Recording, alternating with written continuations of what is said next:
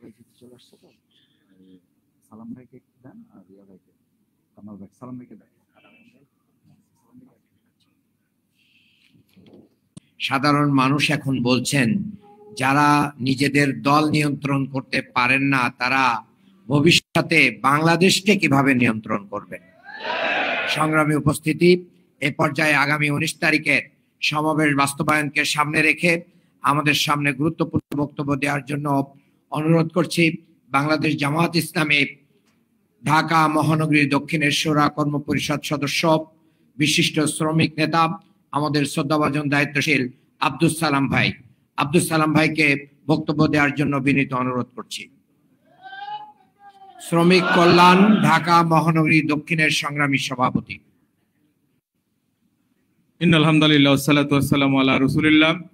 বাংলাদেশ জামাত ইসলামী ঢাকা মহানগরী দক্ষিণের উদ্যোগে পেশাজীবী প্রতিনিধি সম্মেলনের আজকে সম্মানিত সভাপতি, উপস্থিত আজকের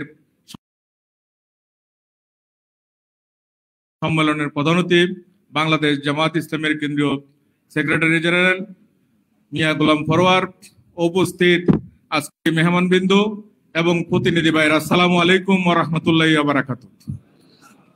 আগামী 19 জুলাই জাতীয় সমাবেশ ঐতিহাসিক সরোয়ার্দী উদ্যানে আয়োজন করা হয়েছে। সেটা জাতির প্রত্যাশা পূরণ করবে ইনশাআল্লাহ। আগামী দিনে জাতির প্রত্যাশা পূরণের জন্য জাতির যে আকাঙ্ক্ষা ছিল 5 আগস্টের পরে, সেই আশা আকাঙ্ক্ষার প্রতিফলন ঘটানোর জন্যই 19 জুলাই ঐতিহাসিক সরোয়ার্দী উদ্যানে এই সমাবেশের আয়োজন করা হয়েছে।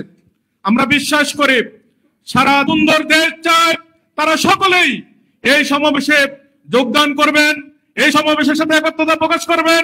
এই সমাবেশ হলো অন্যায়ের বিরুদ্ধে, চাঁদাবাজির বিরুদ্ধে, সকল ধরনের অপশক্তির বিরুদ্ধে এই সমাবেশ। আমরা বিশ্বাস করি এই সমাবেশের মধ্য দিয়ে আগামী দিন একটা সঠিক রাস্তায় উঠবেন এবং সেই ক্ষেত্রে একটা যুগান্তকারী ভূমিকা রাখবে। জামাত ইসলামের যে সাধ্যভাব দিয়েছে সেই সাধ্যভাব মানুষ মেনে নেবে। জামাত ইসলামের এই ফর্মুলা ছিল কেয়ারটেকার সরকার। আজকে জাতি হাতে হারে হারে বুঝতে পেরেছে এই কেয়ারটেকার ফর্মুলা যদি মেনে নিত জাতির জন্য কল্যাণ হতো। আজকে আমাদের সাধ্য দাবি আমরা বিশ্বাস করি জাতি আগামী দিনে আমাদের এই সাধ্য দাবি মেনে নেবেন। আমরা এই সমাবেশকে সফল করার জন্য আমরা শুনতেছি বাংলাদেশের পরিবহন শ্রমিক ফেডারেশন এবং ঢাকা মালিক সমিতি তারা পরিবহনের বিরোধী দেওয়ার জন্য, কর্মবৃদ্ধিতে যাওয়ার জন্য একটা সুতা খুঁজতেছেন। তাদের বিরুদ্ধে মামলা করা হয়েছে। এই সুতা ধরে আগামী দিনে যদি তারা পরিবহন ধর্মঘট দেয় অথবা কর্মবিরতি দেয়, আমরা বিশ্বাস করব তারা শেখ হাসিনার দোষর আমরা দেখা দিয়ে পাবো, প্রতিহত করবো ইনশাল্লাহ। কোন ধরনের কর্মসূচি দিলে আমি শ্রমিক নেতা হিসেবে বলতে চাই আমরা সকল শ্রমিক নেতাকে চিহ্নিত করব এবং তাদেরকে আইনের আওতায় বিচারের ব্যবস্থা করব। আল্লাহ হাফেজ। বাংলাদেশ জিন্দাবাদ।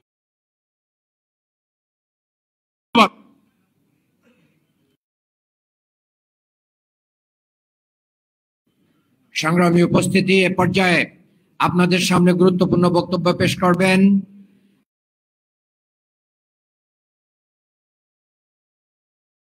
বাংলাদেশ সুপ্রিম কোর্ট, বাংলাদেশ ঢাকা বার অ্যাসোসিয়েশনের নির্বাচিত সাবেক সিনিয়র সহ সভাপতি, বাংলাদেশ জামাত ইসলামীর ঢাকা মহানগরীর সম্মানিত কর্মপরিষদ সদস্য, কেন্দ্রীয় মজলিস শুরার অন্যতম সদস্য অ্যাডভোকেট কামাল উদ্দিন।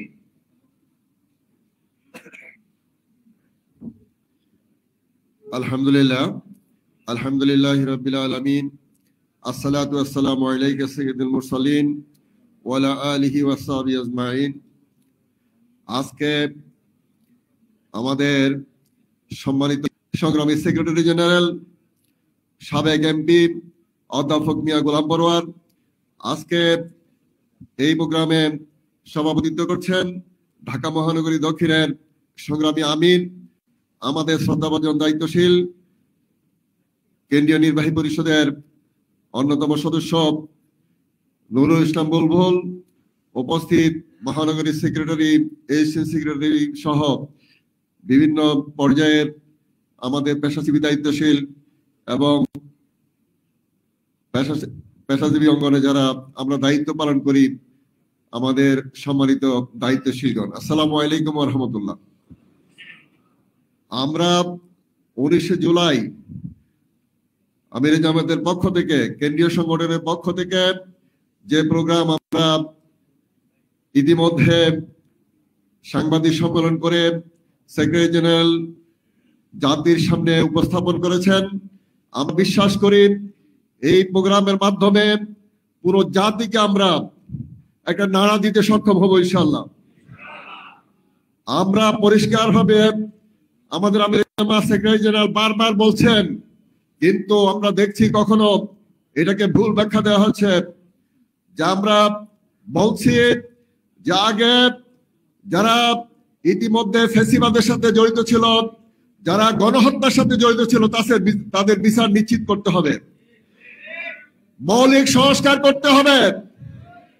এরপরে আমরা বলছি গ্রহণযোগ্য নির্বাচনের কথা আমাদের দায়িত্বশীলরা বারবার বলছেন, কিন্তু তারা আগের দুইটাকে জনগণের কাছে বিভ্রান্তি তৈরি করার জন্য শুধু নির্বাচনের কথাই বলছেন। আমরা আজকে পরিষ্কার বলতে চাই, যে জন্য জুলাই বিপ্লব ঘটেছিল, যে বৈষম্যের কারণ, যে বৈষম্যের বিরুদ্ধে, যে ইনসাফ প্রতিষ্ঠার জন্য ন্যায় বিচার এবং তাদের যে দাবি ছিল উই ওয়ান্ট জাস্টিস, সেই ন্যায় বিচার ইনসাফপূর্ণ সমাজ প্রতিষ্ঠা করার জন্য আমরা আগামী 19 তারিখের যে মহাসমাবেশ, জাতীয় সমাবেশ, এই সমাবেশের মাধ্যমে যারা আজকে চাঁদাবাদীর সাথে জড়িত, দখলবাদীর সাথে জড়িত, যারা বিভিন্ন অপকর্মের সাথে জড়িত, তাদেরকে আমরা সতর্ক করতে চাই যে 19 তারিখের প্রোগ্রামের মাধ্যমে আমরা নতুন আরেকটি জুলাই বিপ্লবের আমরা পুরো জাতিকে আমাদের আমিরে জামাত দিক নির্দেশনা দিবেন। সেই নির্দেশনা অনুযায়ী ইনশাআল্লাহ আগামী বাংলাদেশ গঠন হবে এবং আগামী বাংলাদেশ পথ তৈরি করবে নতুন করে। আমি এই জন্য আজকে যারা আমরা এখানে উপস্থিত আছি সবাইকে আন্তরিকভাবে অনুরোধ করব যে আমরা স্ব অবস্থান থেকে আমরা এই প্রোগ্রাম বাস্তবায়নে সর্বাত্মক ভূমিকা রাখবো ইনশাআল্লাহ। আমরা সেই ভূমিকা রাখতে রাজি আছি কিনা ইনশাআল্লাহ। যদিও আমাদের মহানগরী সেক্রেটারি বলছেন যে 100 জন, আসলে আমরা তো আমাদের দক্ষিণেই এই প্রোগ্রাম হচ্ছে, আমরা তো 100 থেকে 200 আমরা এটা মানে আনার ব্যবস্থা করতে পারি কিনা ইনশাআল্লাহ।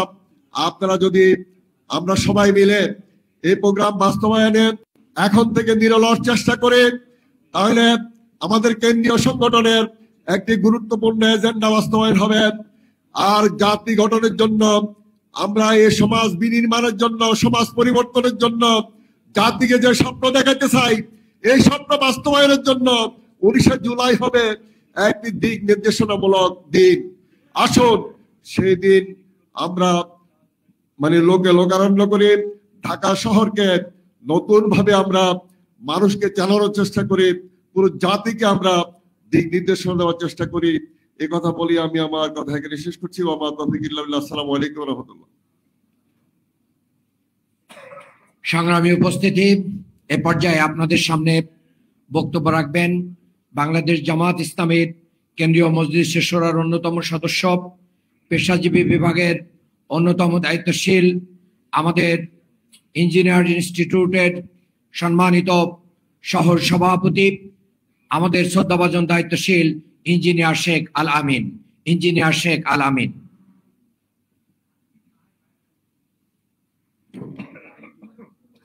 বিসমিল্লাহির রহমানির রহিম।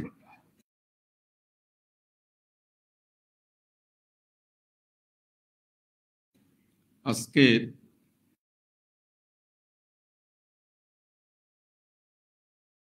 পেশাজীবী দায়িত্বশীল বৈঠকের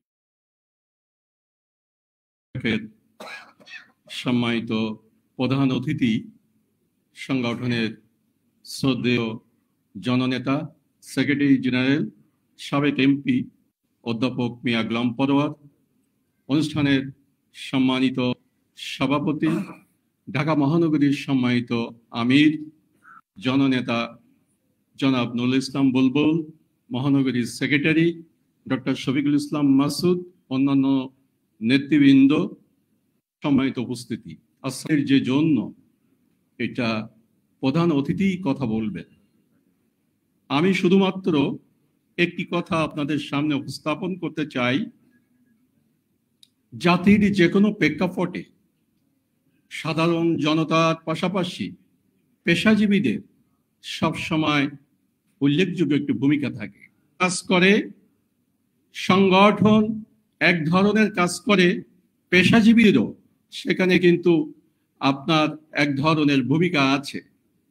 আপনারা 5ই আগস্ট শহীদ আবরার, ব্যারিস্টার আরমান সহ অসংখ্য পেশাজীবী, তাদের যে ভূমিকা ছিল, তাদের যে ত্যাগ এবং কোরবানি, আগামী দেশ গঠনে এই 19 তারিখে যে সমাবেশ, জাতির সামনে একটা মেসেজ যাবে যে জামাতের অবস্থান কোথায়।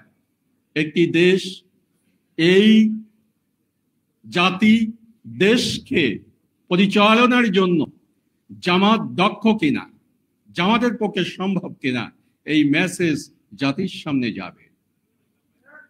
দেশবাসীর সঙ্গে পেশাজীবী গুরুত্বপূর্ণ ভূমিকা রাখবে। দেশ পরিচালনায় সংগঠনের ভূমিকা থাকবে, রাজনীতিবিদদের ভূমিকা থাকবে, কিন্তু সেখানে কিন্তু বিভিন্ন সেক্টরাল পিপল ভেরি ইম্পর্টেন্ট। অতএব আমাদের এই ভারসাম্যপূর্ণ কাজ করতে হবে। এই সমাবেশে পেশাজীবীদের আমাদেরকে আমন্ত্রণ জানাতে হবে, তাদের আগ্রহ আছে। আমরা, মাসুদ ভাই বলেছেন যে আমরা সরোয়ার্দী উদ্যানের চারপাশে বসে আছি পেশাজীবীরা, অতএব এটা অত্যন্ত সাড়া আছে তাদের। আমাদেরকে এই যে তাদের আগ্রহ আছে, কিন্তু আমাদেরকে আনতে হবে এই সংগঠনের যে আশা আকাঙ্ক্ষা, জাতির প্রত্যাশা, এই প্রত্যাশা পূরণে পেশাজীবীরা সর্বাত্মক ভূমিকা রাখবে, এই আশাবাদ ব্যক্ত করে আমার কথা এখানে শেষ করছি। আপনাদের সকলকে ধন্যবাদ। আসসালামু আলাইকুম ওয়া রাহমাতুল্লাহ। সংগ্রামী উপস্থিতি, এ পর্যায়ে আপনাদের সামনে বক্তব্য রাখবেন ঢাকা সাংবাদিক ইউনিয়নের সংগ্রামী নির্বাচিত সভাপতি, আমাদের শ্রদ্ধাভাজন দায়িত্বশীল সাংবাদিক শহীদুল ইসলাম।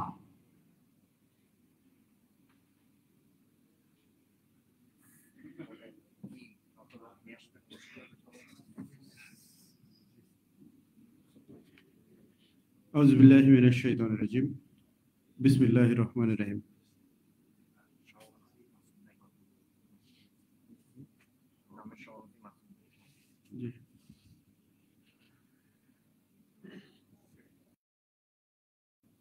পেশাজীবী প্রতিনিধি সম্মেলনের আজকের এই সভার শ্রদ্ধাভাজন সভাপতি, বাংলাদেশ জামায়াত ইসলামী ঢাকা মহানগরী দক্ষিণের সেক্রেটারি এবং কেন্দ্রীয় কর্ম পরিষদের অন্যতম সদস্য জনাব ডক্টর শফিকুল ইসলাম মাসুদ, আজকের এই প্রতিনিধি সম্মেলনের প্রধান অতিথি বাংলাদেশ জামায়াত ইসলামের সেক্রেটারি জেনারেল সাবেক এমপি অধ্যাপক মিয়া গোলাম পরোয়ার, উপস্থিত আছেন বাংলাদেশ জামায়াত ইসলামী নির্বাহী পরিষদের অন্যতম সদস্য ঢাকা মহানগরী দক্ষিণ জামাতের সম্মানিত আমির জনাব নুরুল ইসলাম বুলবুল, মঞ্চে উপস্থিত পেশাজীবী নেতৃবৃন্দ, সামনে সমবেত পেশাজীবী দায়িত্বশীল ভাইয়েরা, সালামু আলাইকুম ওয়া রাহমাতুল্লাহ। আপনারা সবাই জানেন বাংলাদেশ জামায়াত ইসলামী আগামী 19 জুলাই একটি জাতীয় সমাবেশের ডাক দিয়েছে। তো সেখানে আজকে সেই সমাবেশের অংশ হিসেবে বিভিন্ন পেশার নেতৃবৃন্দ এবং দায়িত্বশীলদেরকে এখানে আহ্বান করেছে সেই সমাবেশটি সফল করবার জন্য। তো আমরা নতুন বাংলাদেশে আজকে জামাত ইসলামীকে যেভাবে দেখছি, এদেশের মানুষ যেভাবে জামাত ইসলামীকে চায়, সেভাবে জামাত ইসলামী তাদের কর্মসূচি নিয়ে এগিয়ে যাচ্ছে। সেই দাওয়াতকে আরো শানিত করবার জন্য, আরো বেগবান করবার জন্য 19 জুলাইয়ের যে মহাসমাবেশ, সেই সমাবেশ আমি মনে করি যে গুরুত্বপূর্ণ ভূমিকা রাখবে। বাংলাদেশ বিগত 16 বছর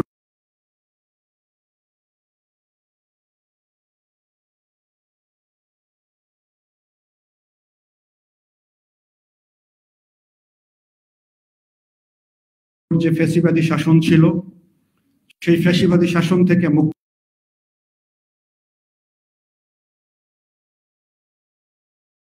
হবার পর এদেশের মানুষ একটি বৈষম্যহীন বাংলাদেশ দেখতে চায়। এদেশের মানুষ একটি চাঁদাবাজ মুক্ত, দুর্নীতিমুক্ত বাংলাদেশ দেখতে চায়। সেই বৈষম্যহীন বাংলাদেশ, চাঁদাবাজ মুক্ত বাংলাদেশ, দুর্নীতিমুক্ত বাংলাদেশ কাদের হাতে গড়ে উঠতে পারে সেটি আজকে মানুষ ভালোভাবে উপলব্ধি করতে পারছে আমার কাছে মনে হয়। সুতরাং আগামী দিনে বাংলাদেশের মানুষ যারা আদর্শের রাজনীতি করে, যারা পেশি শক্তির রাজনীতিকে ঘৃণা খায়, সেই সমর্থনটি বাংলাদেশ জামাত ইসলামীর যারা বিভিন্ন পর্যায়ের বিভিন্ন পেশাজীবী সংগঠন, মূল সংগঠন, তাদের নেতৃবৃন্দ এবং তাদের দায়িত্বশীলরা সেই সমর্থন আদায় করে নেবার জন্য তাদের কাছে যেতে হবে। আমার কাছে মনে হয় জামাত ইসলামী যদি এদেশের সাধারণ মানুষের কাছে যেতে পারে, তারা উন্মুখ হয়ে বসে রয়েছে জামাতকে সমর্থন দেবার জন্য। এটি আমার উপলব্ধি, অন্তত এটি আমি মনে করি। সুতরাং বৈষম্য মুক্ত, চাঁদাবাজ মুক্ত, দুর্নীতি মুক্ত একটি সমাজ দেখতে চাই, এদেশের মানুষ দেখতে চাই। এটি জামাত ইসলামের প্রত্যাশা না, এটি এদেশের 18 কোটি সাধারণ মানুষের প্রত্যাশা। তারা আর অতীতে যেমন চাঁদাবাজ, যেমন লুটেরা শ্রেণীর শাসক দেখেছে, সে ধরনের শাসক আর দেখতে চায় না। সুতরাং এদেশের মানুষ সৎ মানুষের শাসন দেখতে চায়, চাঁদাবাজ মুক্ত মানুষের শাসন দেখতে চায়। সুতরাং সেই শাসনের যে প্রত্যাশা এদেশের মানুষের, সেই প্রত্যাশা পূরণ করবার জন্য জামাত ইসলামী এগিয়ে যাচ্ছে সামনের দিকে। আমি সেই এগিয়ে যাওয়ার প্রাক্কালে 19 জুলাই যে সমাবেশ আহ্বান করেছে, সেই সমাবেশের সফলতা কামনা করছি। আপনাদের প্রত্যেকের কাছে অনুরোধ জানাচ্ছি যে এই সমাবেশটি আপনাদের নিজ নিজ জায়গা থেকে সফল করবেন, সেই প্রত্যাশা রেখে আমি আমার বক্তব্য শেষ করছি। আসসালামু আলাইকুম ওয়া রাহমাতুল্লাহ। সংগ্রামী উপস্থিতি, এ পর্যায়ে আজকের এই প্রস্তুতি সমাবেশে বিশেষ অতিথির বক্তব্য দিচ্ছেন বাংলাদেশ জামাত ইসলামীর কেন্দ্রীয় নির্বাহী পরিষদ সদস্য, ঢাকা মহানগরী দক্ষিণের সংগ্রামী আমির, বাংলাদেশ ইসলামী ছাত্র শিবিরের সাবেক কেন্দ্রীয় সভাপতি জননেতা জনাব নুরুল ইসলাম বুলবুল।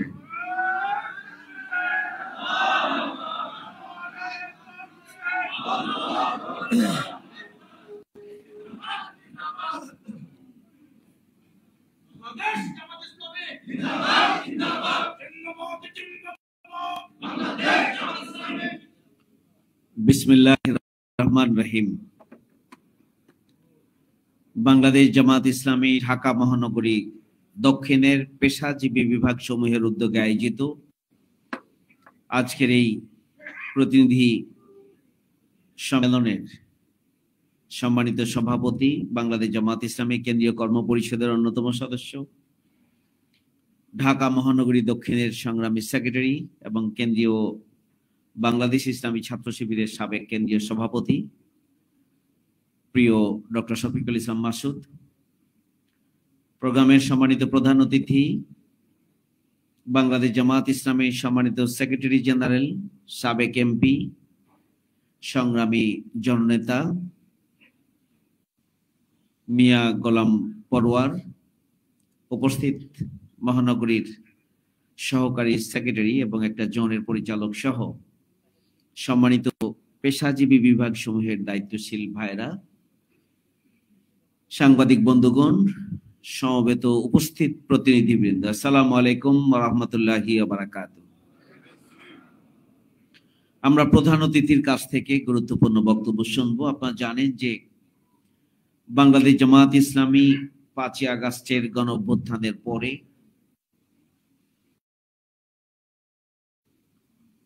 আমরা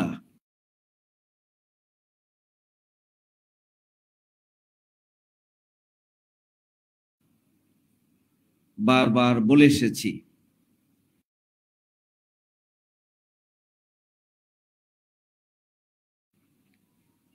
যে যারা শহীদ হয়েছেন এবং যারা আহত হয়েছেন তাদেরকে রাষ্ট্রীয়ভাবে মর্যাদায় অধিষ্ঠিত করতে হবে এবং তাদেরকে পুনর্বাসনের ব্যবস্থা গ্রহণ করতে হবে। আমরা 5ই আগস্টের গণঅভ্যুত্থানের পর থেকে বারবার বলে আসছি যে আমরা গণহত্যাকারীদের বিচার চাই, যারা খুন করেছে, যারা গুম করেছে। শুধুমাত্র 24 জুলাইয়ের গণঅভ্যুত্থান নয়, বারবার বলে আসছি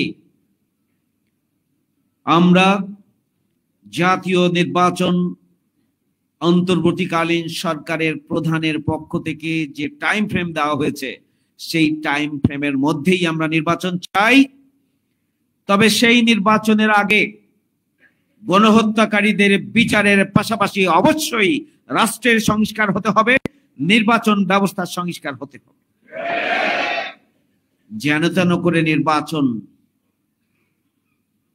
সংগঠিত করে আমরা কোন একটা দল ক্ষমতায় গিয়ে আবারও ওই ফ্যাসিস্টের পদধ্বনির সূচনা করবে, এদেশের জনগণ সেটি চায় না। আজকেও আমরা যাত্রাবাড়িতে যে এলাকাকে জুলাইয়ের গণঅভ্যুত্থানের ভ্যানগার্ড বলা হয়, যে এলাকায় সূচনা থেকে 5 তারিখে সন্ধ্যা পর্যন্ত যে এলাকার মানুষগুলো নিজের জীবনের ঝুঁকি নিয়ে যারা রাজপথে অবস্থান করেছিলেন এবং সবচেয়ে বেশি শাহাদাত বরণ করেছে যাত্রাবাড়ি এলাকার মানুষগুলো। সেই যাত্রাবাড়ি এলাকার শহীদ পরিবার এবং আহতদের সাথে আজকে আমাদের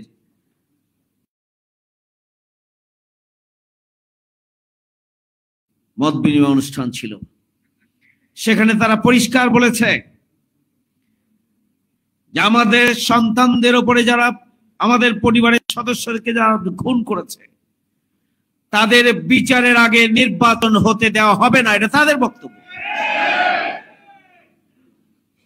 তাদের পরিষ্কার কথা, যেন তেন ভাবে নির্বাচনের মাধ্যমে আবারও ফ্যাসিবাদের পদধ্বনি শোনা যাবে, সংস্কার ছাড়া কোন নির্বাচন বাংলাদেশে হবে না, এটা তাদের বক্তব্য। আমরা আলামত ভালো দেখছি না। 5ই আগস্টের পরে করছেন কারা, চাঁদাবাজি করছেন কারা, টেন্ডারবাজি করছেন, যারা করছেন এদেশের জনগণ তাদের পরিচয় জানে এবং তারাই যেভাবে নির্বাচনের জন্য এই সরকারকে উপর্যুপরি চাপ দিয়ে একটা বিব্রতকর পরিস্থিতি তৈরি করার চেষ্টা করছে। এদেশের জনগণ জানে, এদেশের জনগণের কাছে পরিষ্কার, খুন, সন্ত্রাস, চাঁদাবাজি, টেন্ডারবাজি, ছিনতাই, ধর্ষণ, এই অপকর্মগুলোর মাধ্যমে দেশের পরিস্থিতিকে, আইন শৃঙ্খলা পরিস্থিতিকে এমন একটা জায়গায় নিয়ে যেতে চাই, তাদের বক্তব্যের মধ্যে এটি পরিষ্কার যে যদি জনগণের সরকার নির্বাচিত হয় তাহলে এই পরিস্থিতির পরিবর্তন চলে আসবে। তাহলে কি আপনারা অবিলম্বে নির্বাচনের জন্যই, যেন তেন ভাবে একটি নির্বাচনের জন্য সরকারকে চাপ দেওয়ার জন্যই গোটা বাংলাদেশে এই ধরনের একটা অস্বস্তিকর পরিস্থিতি তৈরি করে রাখছে? এদের স্বাভাবিকভাবে প্রশ্ন জাগে। এদেশের জনগণ বোকা নয়, এদেশের ছাত্র এবং যুব সমাজ বোকা নয়। 24-এর পূর্ব এদেশের জনগণের যে সচেতনতা, যে জাগরণ, 24 পরবর্তী সচেতনতা এবং জাগরণের সাথে 24-এর পূর্বের তুলনা করলে লাভ হবে না। যেন তেন ভাবে ক্ষমতায় গিয়ে আবারও বাংলাদেশে ফ্যাসিবাদের পদধ্বনি নতুন মাত্রায় শুরু করবেন, এদেশের জনগণ তা হতে দেবে না। কথায় কথায় একটা রাজনৈতিক দল নিজেদেরকে বড় দল হিসাবে দাবি করেন, 20 বছর তরুণ প্রজন্ম ভোট দিতে পারেনি, যাদের বয়স 20 থেকে 35 বছর পর্যন্ত তারা ভোট দিতে পারে নাই। তাদের টোটাল জনগণের 35% হচ্ছে তাদের সংখ্যা। সুতরাং এই তরুণ যুবক গেছে আগামী দিনে এই নতুন বাংলাদেশে তারা যে ভোট দেওয়ার সুযোগ পাবে, তাদের ভোট কোথায় গিয়ে পড়বে তার উপরই নির্ভর করবে আগামী দিনে কারা বড় দল আর কারা ছোট দল। 20 বছর তো বাংলাদেশে কোনো নির্বাচন হয়নি, তরুণ প্রজন্ম ভোট দেওয়ার সুযোগ পায়নি। তাদের পরিমাণ 3 ভাগের 1 ভাগ, 35% তরুণ ভোট। এই তরুণ ভোটাররা আগামী দিনে কোন সন্ত্রাসী, চাঁদাবাজ, দুর্নীতিবাজ, ধর্ষক এবং টেন্ডারবাজদেরকে আগামী দিনে তারা ভোট দেবে না, এটি পরিষ্কার। সুতরাং জাতীয় সংসদ নির্বাচন, আমরা এমন নির্বাচন চাই যেখানে জনমতের যথাযথ প্রতিফলন হবে, সুষ্ঠু, গ্রহণযোগ্য, ক্রেডিবল, ফেয়ার ইলেকশনের জন্য জামায়াত ইসলামী বাংলাদেশের পক্ষ থেকে বারবার বলা হচ্ছে, এটি যদি করতে হয় অবশ্যই নির্বাচন ব্যবস্থা সংস্কার করতে হবে, অবশ্যই রাষ্ট্র সংস্কার করতে হবে। নির্বাচন ব্যবস্থা এবং রাষ্ট্র সংস্কার ছাড়া যেন ভাবে কোন নির্বাচন এদেশের শহীদ পরিবার চায় না, এদেশের আহতরা চায় না, এদেশের 18 কোটি মানুষ চায় না। কারা চায়? ক্ষমতায় যাওয়ার জন্য যেন ভাবে কারা যেতে চায়, এদেশের জনগণ তাদেরকে পছন্দ করছে না। আমরা যারা রাজনীতি করি, জনগণের পালস বুঝতে হবে। জনগণ কি চাই, কিভাবে চাই, কতটুকু চাই, সেটি উপলব্ধি করেই আপনাকে নতুন মাত্রায়, নতুন ভাবে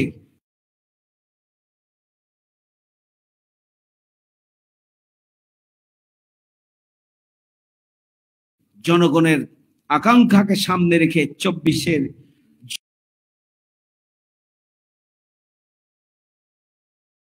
জুলাই অভ্যুত্থানের চেতনাকে ধারণ করেই বাংলাদেশে রাজনীতি করতে হবে। ওই ভাবে জনগণকে প্রতারিত করে আগামী দিনে ক্ষমতায় কেউ যেতে পারবেন না। সংগ্রামী ভাই বন্ধুগণ, জামায়াত ইসলামী বাংলাদেশ এই জন্য দাবি করে আসছে, লেভেল প্লেইং ফিল্ড নিশ্চিত করতে হবে, আইন শৃঙ্খলা বাহিনীকে সমানভাবে ভূমিকা পালন করতে হবে, কোন দলকে বিশেষভাবে সুযোগ দেওয়ার প্রবণতা বন্ধ করতে হবে। ডিএমপি কমিশনার সাহেব নৃশংস হত্যাকাণ্ড সংঘটিত হয়েছে, সেটিকে ভিন্ন খাতে প্রবাহিত করার জন্য আপনি বলেছেন যে এটা ব্যবসায়িক দ্বন্দ্বে নিহত হয়েছে। মিথ্যা কথা, এটা অগ্রহণযোগ্য। পরিবারের সদস্যদের পক্ষ থেকে পরিষ্কার ভাবে বলা হয়েছে, প্রতি মাসে 2 লক্ষ করে টাকা চাঁদা দেওয়ার জন্য দাবি জানানো হয়েছে সোহাগের কাছ থেকে, কিন্তু তিনি দিতে রাজি হন নাই, যার কারণে তাকে ধরে গিয়ে নির্যাতন চালিয়ে শেষে পৈশাচিক কায়দায় তাকে হত্যা করা হয়েছে। পরিবারের সদস্যদের বক্তব্য, যেখানে পরিবারের সদস্যরা এই বক্তব্য দিচ্ছেন, সেখানে ডিএমপি কমিশনার সাহেব কাদেরকে খুশি করার জন্য এই বক্তব্য দিচ্ছেন জানি না। পরিবারের সদস্যরা দাবি করেছে, পরিবারের পক্ষ থেকে যে মামলা করা হয়েছে, সেই মামলার 3 জনের নাম কাটিয়ে দিয়ে নতুন 3 জনকে ঢুকানো হচ্ছে। পরিবারের সদস্যরা পরিষ্কার বলেছে, নতুন যাদেরকে ঢুকানো হচ্ছে মামলার তালিকায়, এরা এই ঘটনার সাথে জড়িত নয়। যাদের নাম এখানে ছিল তাদের নাম পুনঃস্থাপনের জন্য পরিবার দাবি জানিয়েছে।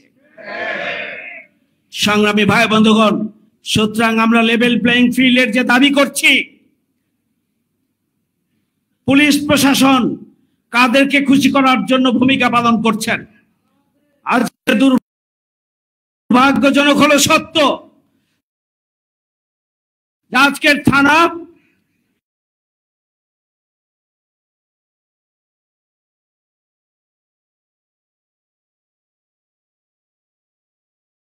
ডিসি অফিস, এসপি অফিস থেকে শুরু করে এই সমস্ত অফিসগুলো একটা রাজনৈতিক দলের অফিসে পরিণত হয়েছে। এটি কোনোভাবে লেভেল প্লেইং ফিল্ডের এটা সিচুয়েশন নয়, পরিবেশ নয়। আমরা বলছি নির্বাচন কমিশনকে নিরপেক্ষ হতে হবে, নির্বাচন কমিশনকে নিরপেক্ষভাবে ভূমিকা পালন করতে হবে। তাদের বক্তব্য, বিবৃতি, স্টেটমেন্ট আমাদের কাছে কখনো কখনো এই ধারণা আমাদের কাছে পরিষ্কার করছে, এই ধারণা থেকে জনগণকে রক্ষার জন্য, জনগণকে এই ধারণা থেকে বের করে আনার জন্য তাদেরকে নিরপেক্ষ ভূমিকা রাখতে হবে। তাদের বক্তব্য এবং ভূমিকা কোন একটা দলকে দিতে হচ্ছে। এদেশের জনগণ এটি মেনে নেবে না। এই জন্য আমরা বলেছি লেভেল প্লেইং ফিল্ড নিশ্চিত করতে হবে। আমরা বলেছি আইন শৃঙ্খলা বাহিনীকে নিরপেক্ষ ভূমিকা পালন করতে হবে। আমরা বলছি নির্বাচন কমিশনকে নিরপেক্ষ ভূমিকা পালনের মধ্য দিয়ে গ্রহণযোগ্য, অংশগ্রহণমূলক একটা ফেয়ার সরকার এবং নির্বাচন কমিশনকে পদক্ষেপ গ্রহণ করতে হবে। আমরা সেই দাবি সূচনা থেকে জানিয়ে আসছি।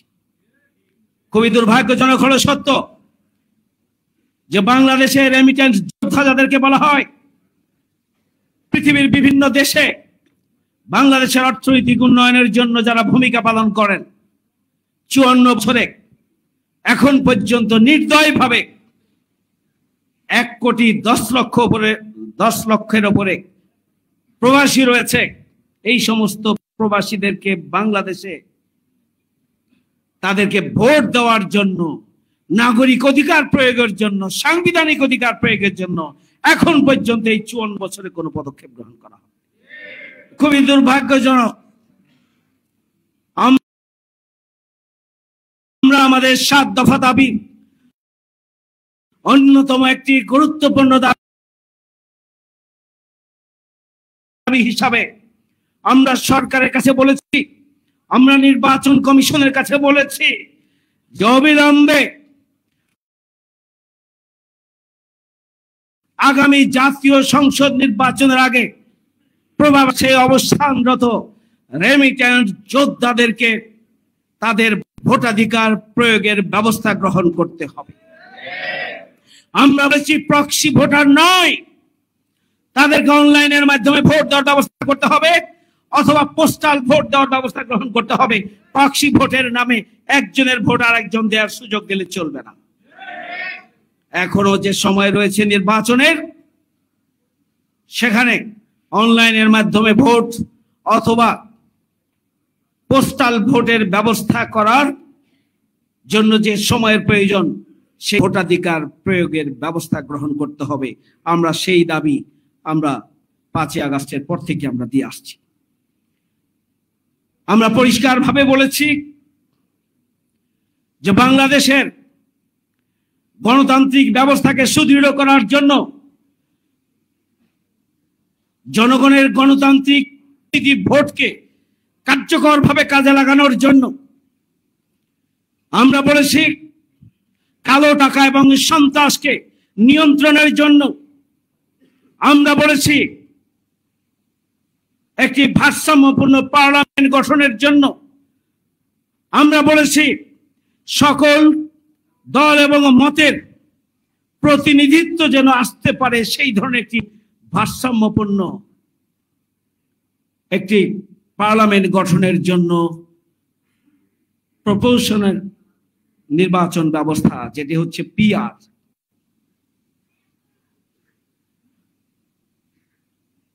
তাহলে প্রপোর্শনাল রিপ্রেজেন্টেশনের মাধ্যমে অর্থাৎ পিআর পদ্ধতির মাধ্যমে নির্বাচনের জন্য আমরা দাবি জানিয়ে আসছি। যারা কালো টাকায় বিশ্বাস করেন, যারা সন্ত্রাসী কায়দায় ভোট সেন্টার দখল করার প্রতিযোগিতা করেন, যারা জনতনভাবে ক্ষমতায় যেতে চান, তারাই মূলত পিআর পদ্ধতির মাধ্যমে নির্বাচন চান না, তারা প্রচলিত পদ্ধতির নির্বাচন চায়, যাতে করে কালো টাকা সন্ত্রাসী মালিক যারা গডফাদার তাদেরকে বিভিন্ন নির্বাচনী এলাকার দায় দায়িত্ব দিয়ে যাতে করে তারা নির্বাচনে জোর করে ভোটের ফলাফল নিজের পক্ষে নিয়ে আসতে পারে। এই জন্যই তারা প্রচলিত পদ্ধতিতে নির্বাচন চায়। একজন ভোটার যদি 43% ভোট পায়, তাদের যে ভোটের যে সংখ্যা, আর একজন যদি 45% পায়, তাদের যে ভোটের সংখ্যা, গোটা বাংলাদেশের সমস্ত ভোট যোগ হবে সেই দলের ভোটের পক্ষে। বিভিন্ন দলের গোটা বাংলাদেশের ভোট যোগ হয়ে তাহলে এখানে আনুপাতিক হারে সদস্য সংখ্যা দেওয়া হবে, কেন্দ্র থেকে তালিকা দেওয়া হবে। এই তালিকা প্রত্যেকটি রাজনৈতিক দল ঠিক করবে কাকে দেবেন, কিভাবে দেবেন। পদ্ধতি নিয়ে আলোচনা করা যেতে পারে, প্রক্রিয়া নিয়ে আলোচনা করা যেতে পারে, কিন্তু পিআর পদ্ধতি প্রায় 90টি দেশে নির্বাচন হচ্ছে পিআর পদ্ধতিতে। তার মধ্যে শুধুমাত্র পিআর রয়েছে, আমরা এখনো পিআর পদ্ধতি বুঝি না, পিআর পদ্ধতি বুঝি না, এই পদ্ধতি ইলেকশন হলে এই হবে ওই হবে, বহু কথা বলা হচ্ছে। আমরা আমাদের 7 দফা দাবির মধ্যে পিআর পদ্ধতিতে আগামী জাতীয় সংসদ নির্বাচন করার জন্য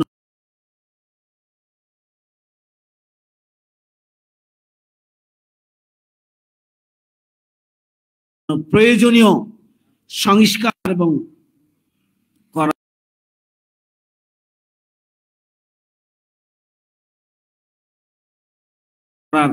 আমরা জোর দাবি জানিয়ে আসছি।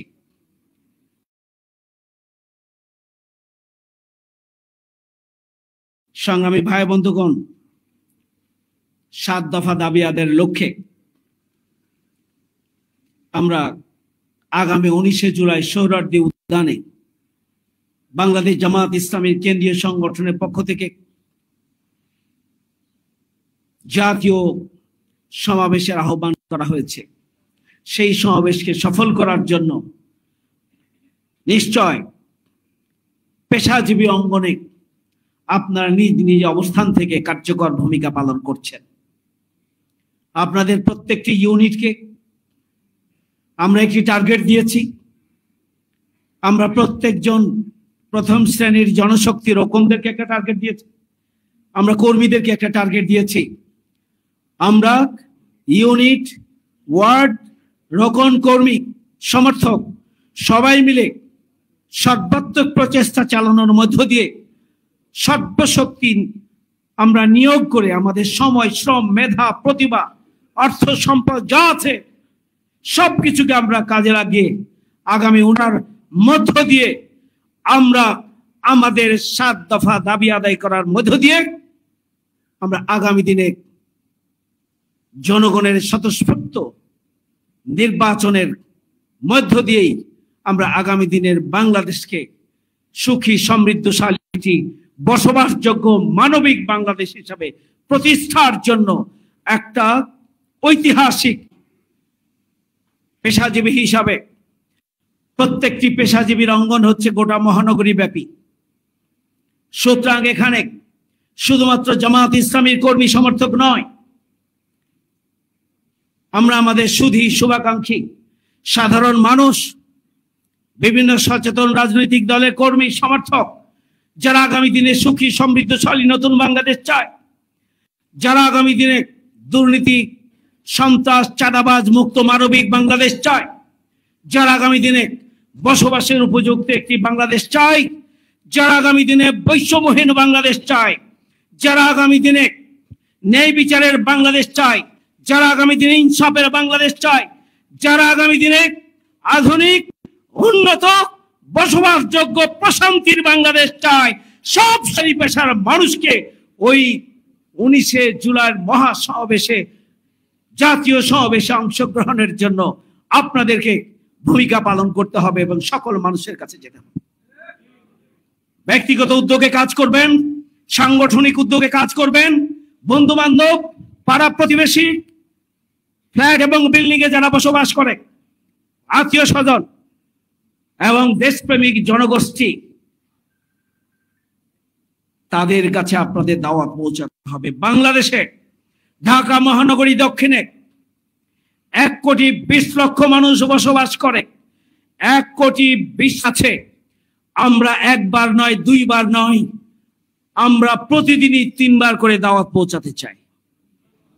পেশাজীবী হিসাবে, পেশাজীবী অঙ্গনের বাইরেও আপনাদের সাধারণ মানুষের সাথে সম্পর্ক আছে, আত্মীয়তা আছে, বন্ধুত্ব আছে এবং পরিচিতি আছে, আমাদের শুভাকাঙ্ক্ষী আছে।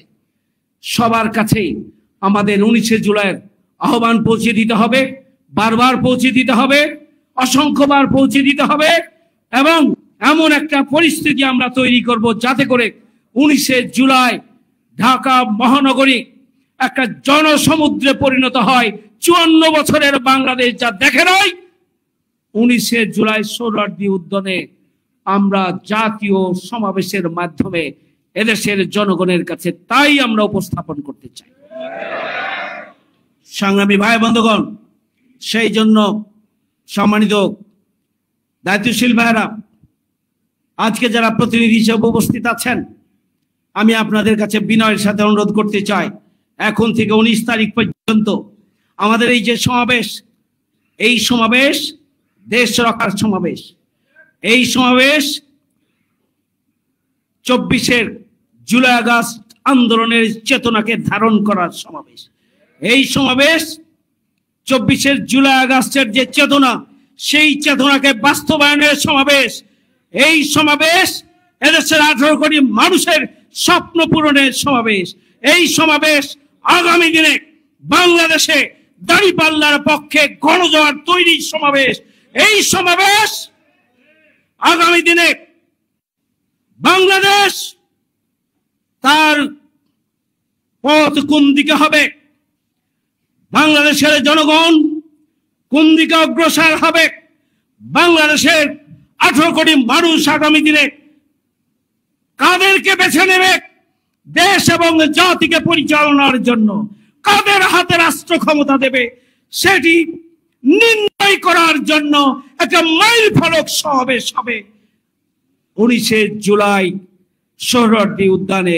ইনশাআল্লাহ আমাদের সমাবেশ শুধু আমাদের জন্য নয়, আমাদের সমাবেশ শুধু জামাত ইসলামীর জন্য নয়, আমাদের সমাবেশ হচ্ছে আগামী দিনের স্বাধীনতার সার্বভৌমত্বকে সুরক্ষার জন্যই জামাত ইসলামী বাংলাদেশ একটা শক্তি, সেই শক্তি হিসাবে আবির্ভূত হওয়ার মধ্য দিয়ে আগামী দিনে বাংলাদেশ বিনির্মাণের মধ্য দিয়ে সুখী সমৃদ্ধশালী বসবাসযোগ্য বাংলাদেশ গড়ে তোলার জন্যই আমাদের 19শে জুলাইয়ের জাতীয় সমাবেশ। সুতরাং এটি আমাদের জনগণকে বুঝাতে হবে এবং আগামী দিনে একটি নতুন বাংলাদেশ বিনির্মাণের লক্ষ্যে বাংলাদেশ জামাত ইসলামী কাজ করছে এবং বাংলাদেশ জামাত ইসলামীর সেই লক্ষ্য পূরণের জন্য এই সমাবেশকে একটা ঐতিহাসিক গণজাগরণ তৈরির মাধ্যম হিসাবে আমরা গ্রহণ করে নিব এবং তার ঢেউ গোটা বাংলাদেশে ছড়িয়ে পড়বে ইনশাআল্লাহ। প্রিয় ভাইয়ের আমার, শেষ কথা বলতে চাই যে আসুন আজকে থেকে নিয়ে আমাদের ব্যবসায়িক কার্যক্রম একদম যতটুকু না করলে নয়, আমাদের চাকরির দায়িত্ব যতটুকু রয়েছে ঠিক ততটুকু আমরা যতটুকু সম্ভব পালন না করলে নয়, সেগুলো করে আমরা আমাদের ব্যক্তিগত পারিবারিক সামগ্রিক কার্যক্রমকে আমরা কমিয়ে এনে আমাদের 19শে জুলাইয়ের জাতীয় সমাবেশ বাস্তবায়নের জন্য আমাদের সময়, শ্রম, মেধা, প্রতিভাকে আমরা কাজে লাগাবো।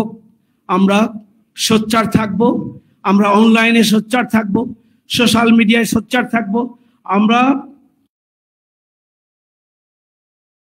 ফোনের মাধ্যমে ভূমিকা রাখবো, আমরা সরাসরি প্রতিদিন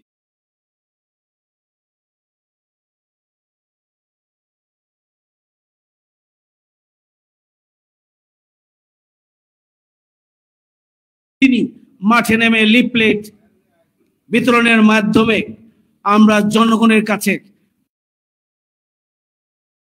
পৌঁছে দেব, পেশাজীবীদের কাছে আমরা পৌঁছে দেব। আমরা বিভিন্ন প্রতিষ্ঠানে, ব্যবসা প্রতিষ্ঠানে, যার যে পেশা রয়েছে সেই পেশার সাথে সংশ্লিষ্ট সমস্ত প্রতিষ্ঠানে বডিলি ইনভলভ হয়ে বডিলি উপস্থিতে আমরা মানুষের কাছে বারবার আমরা দাওয়াত দেব এবং 19শে জুলাইয়ের জাতীয় সমাবেশকে সফল করার জন্য একটা গণজাগরণ আমরা 19শে জুলাইয়ের আগে রাজধানীতে তৈরি করতে চাই, যে গণজাগরণের ঢেউ গোটা বাংলাদেশে ছড়িয়ে পড়বে এবং সেই দিন গোটা রাজধানী হবে জামাত ইসলামী বাংলাদেশের স্টেজ এবং গোটা বাংলাদেশ জামাত ইসলামের দিকে তাকিয়ে থাকবে ইনশাআল্লাহ। এই ধরনের একটি পরিবেশ তৈরির মধ্য দিয়ে নতুন বাংলাদেশ বিনির্মাণে আমরা এগিয়ে যাব ইনশাআল্লাহ। বাংলাদেশ জামাত ইসলামী সবচেয়ে বড় মজলুম দল, এই দলের প্রতি ইতিমধ্যে জনগণের যে আস্থা এবং ভালোবাসার জায়গা তৈরি হয়েছে, সেই আস্থা এবং ভালোবাসাকে আগামী দিনে শক্তিতে রূপান্তরিত করে আমরা নতুন বাংলাদেশ বিনির্মাণে আমরা আমাদের সর্বশক্তি নিয়োগ করবো ইনশাআল্লাহ। হবে জাতীয় সমাবেশকে সর্বতোভাবে সফল করার জন্য আমরা আমাদের প্রচেষ্টার পাশাপাশি আমরা আল্লাহর সাহায্য চাইবো। আল্লাহ রাব্বুল আলামিন যেন আমাদের এই আয়োজনটিকে সফল করেন, সার্থক করেন, নিরাপত্তা দান করেন এবং পাশাপাশি যাতে করে একটি সফল জাতীয় সমাবেশ বাস্তবায়নের জন্য যে অনুকূল পরিবেশ দরকার আল্লাহর পক্ষ থেকে আল্লাহ রাব্বুল আলামিন যেন আমাদের চেষ্টাকে শুধুমাত্র তার সন্তুষ্টির জন্যই কবুল করুন। আমার তৌফিক ইল্লা বিল্লাহ। আসসালামু আলাইকুম ওয়া রাহমাতুল্লাহি ওয়া বারাকাতুহু।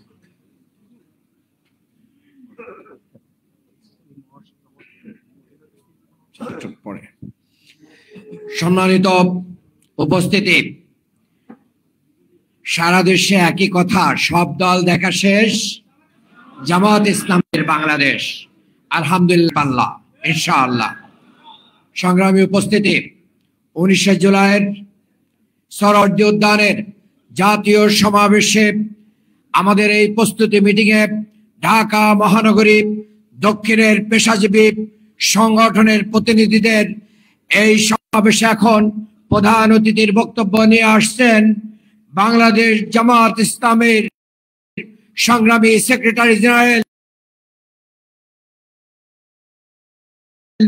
সাবেক এমপি অধ্যাপক মিয়া গোলাম পরোয়ার। অধ্যাপক মিয়া গোলাম পরোয়ার।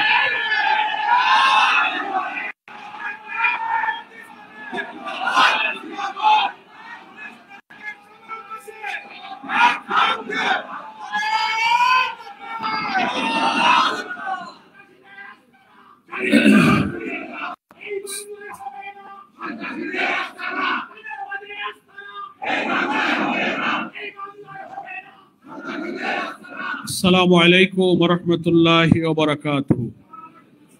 আলহামদুলিল্লাহি রাব্বিল আলামিন, সালাতু ওয়াস সালামু আলা সাইয়্যিদিল মুরসালিন ওয়া আলা আলিহি ওয়া সাহবিহি আজমাইন। বাংলাদেশ জামাত ইসলামীর ঢাকা মহানগরী দক্ষিণের উদ্যোগে আয়োজিত আমাদের সকলের আকাঙ্ক্ষা, আগ্রহ, সকলের ডেভোশন এবং চিন্তা চেতনার এখন কেন্দ্র হচ্ছে সরোয়ার্দী উদ্যান। কি বলেন?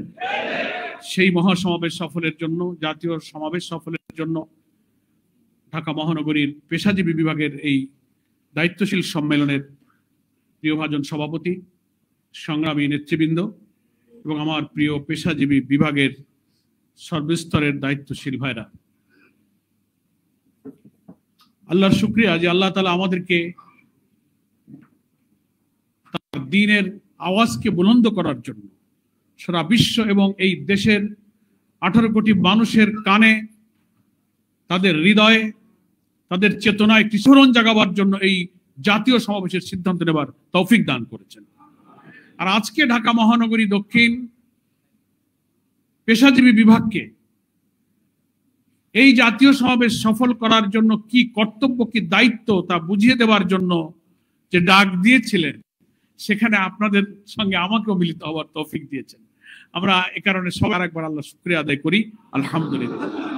এখন আমার একটু জানতে ইচ্ছে হচ্ছে যে অনেকক্ষণ ধরে তো আপনারা বসলেন, বক্তৃতা শুনলেন, ঠিক আছে, ইনশাল্লাহ, মাশাল্লাহ, আলহামদুলিল্লাহ, হাতও উঁচু করলেন, ঠিক আছে, সব বললেন, ক্লান্ত হয়ে যাননি তো? কথা একটু 2-1 মিনিট যদি আমি বলি বা একটু লম্বা বিখাটো কি হয় তা বলতে পারি না, কিছু কথা গোছাইছি সেটা বলবো, সেই পর্যন্ত সবর করবেন কিনা? ইনশাল্লাহ জোর আছে, তাতে বোঝা যায় যে শুনবেন। আমি আপনাদের এই রেসপন্স দেখে, নেতৃবৃন্দের বক্তব্যে যে সাড়া দেখলাম, তাতে আমি সাহস করে আমি একটা পরিকল্পনা তৈরি করছি। কারণ এইটা আপনারা যদি বলেন যে আপনি সাহস করে বলেন, আমরা এটা বাস্তবায়ন করে দেব। দেবেন তো? ইনশাআল্লাহ, আলহামদুলিল্লাহ। এখন এই জাতীয় মহাসমাবেশ কেন গুরুত্বপূর্ণ, কি কারণে এটাকে বড় করতে হবে, কি কারণে সফল করতে হবে, এইটার ফজিলত কি আর বয়ান করার দরকার আছে? এই বক্তৃতা তো এতক্ষণ হলো। আমরা সারা দুনিয়াকে দেখবো, বিশ্ব মিডিয়া দেখবে, বাংলাদেশের 18 কোটি মানুষের ঘরে 19শে জুলাইয়ের এই জাতীয় মহাসমাবেশ একটি জাগরণ, একটি আলোড়ন তৈরি করবে ইনশাআল্লাহ। আমাদের উপরে যে জুলুম করা হয়েছে, আগামী জাতীয় নির্বাচনকে সামনে রেখে আমরা যে লেভেল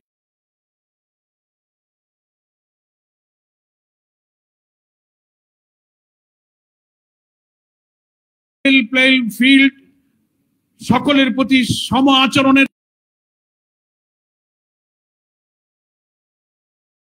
যে দাবি আমরা করেছি, যে সংস্কারের দাবি আমরা করেছি, অপরাধীদের বিচারের যে দাবি করেছি, আরো যত দাবি করেছি, এটা যে কথার কথা নয়, বাদ নয়, বলতে হয় তাই বলছি, এটা কোনো পলিটিক্স নয়, এটা যে হৃদয়ের দাবি, এটাকে উচ্চকিত করতে হবে এই মহাসমাবেশে আমাদের লোক উপস্থিতির মধ্য দিয়ে। এটা একটা বিরাট দায় আমাদের। একটা অপশক্তি শুধু বাংলাদেশে নয়, বাইরের পরাশক্তি অপশক্তি চাচ্ছে 24-এর অভ্যুত্থানের পর জামাত ইসলামকে আল্লাহ তাআলা যে মর্যাদার স্থানে উঁচুতে নিয়ে গিয়েছেন, সেই জায়গায় যাবার পথে তারা কিন্তু নতুন করে বাধা দেবার নানান ষড়যন্ত্র শুরু করেছে। একটি চক্র, ফ্যাসিবাদী চক্র আমাদের নিষিদ্ধ করেছিল, শিবির নিষিদ্ধ, জামাত নিষিদ্ধ, অফিস বন্ধ, নেতৃবৃন্দের ফাঁসি ছিল একটা প্রতীক, তাও নষ্ট করেছিল। মহান আল্লাহ তাদেরকে নিষিদ্ধ করে দিয়ে ইসলামী আন্দোলনকে মর্যাদার আকাশে সমুন্নত করেছে। এখন আল্লাহর এই শুকরিয়া, আল্লাহর এই কৃতজ্ঞতা প্রকাশে পরীক্ষা সামনে হাজির করেছেন। আমি যে তোমাদের নিয়ামত দিলাম, তুমি সেই নিয়ামতের কি পরিমাণ কৃতজ্ঞতা দেখাতে পারো, এটাই তার প্রমাণ। লাইন শাকারতুম লাযিদান্নাকুম, আমার নিয়ামতের শুকর যত করবে, তোমাদের নিয়ামতকে আমি তত বাড়িয়ে দেব। এই নিয়ামত তোমরা বাড়িয়ে নিতে চাই না? ঘর থেকে বেরোতে পারতে না, ড্রয়িং রুমে বসতে পারতে না, লেখাপড়া করতে পারতে না, কাটিয়েছো, নেতাদের মৃত্যুর আর ফাঁসির খবর শুনেছো। আমি সেই কালো যুগ পার করে একটি নতুন যুগের উত্থান আমি ঘটিয়ে দিয়েছি। আমরা সেই রবের কাছে প্রমাণ দিতে চাই যে, হ্যাঁ আল্লাহ, তোমার এই কুদরত, তোমার এই নিয়ামতের প্রতি আমরা সিজদায় পড়েছি। আমাদের জান প্রাণ দিয়ে 19শে জুলাই প্রমাণ করবো আমরা তোমার গোলাম, তোমার দায়িত্ব পালনে আমরা এক মুহূর্ত নিষ্ক্রিয় থাকবো না। এই কৃতজ্ঞতার জন্য সবাই রাজি আছেন? আমি প্রায় বলি, ঢাকা মহানগরী দক্ষিণের প্রোগ্রামে আসলে, মাইকে বলবো না, কি বললো? ও, দক্ষিণের প্রোগ্রামে আসলে